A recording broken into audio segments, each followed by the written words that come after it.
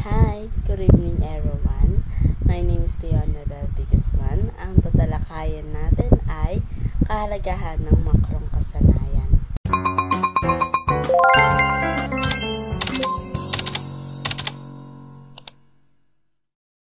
Hi, ako nga pala si Leona Belty Guzman.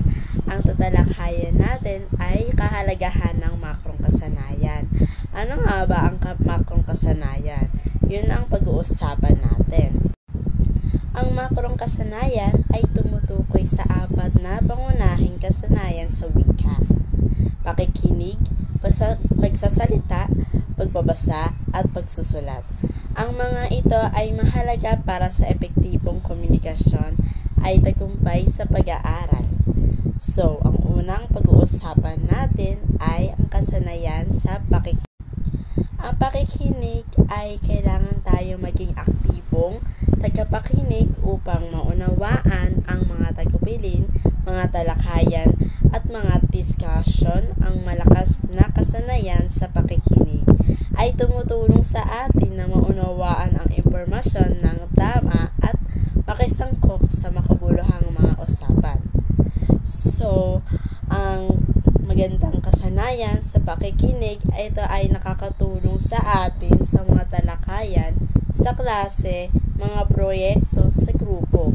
Naintindihan ko ang iba't ibang pananaw at nakakapag-ambag sa epektibo na ito. Halimbawa, ang pakikinig.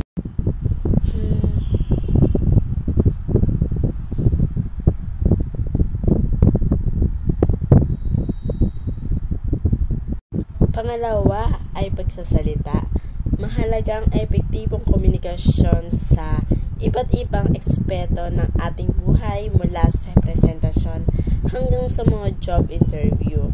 Ang pagpapaunlad na malakas ng kasanayan sa pagsasalita ay nagbibigay sa ating kakayahang maipahayag ang ating mga sarili ng malinaw at may kumpiyansa.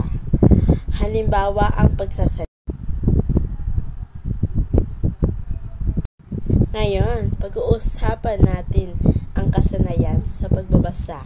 Ang pagbabasa ay lamang tungkol sa pag-uunawa, kundi pati na rin ang kritikal na pag-iisip at pagpapalawak sa ating kaalaman. Ang malalakas na kasanayan sa pagbabasa ay nagbibigay sa atin ng kakayahang ma-access ang impormasyon, suriin ang teksto at magkaroon ng malawak sa pag-uunawa sa mundo. Halimbawa, ang pagbabasa.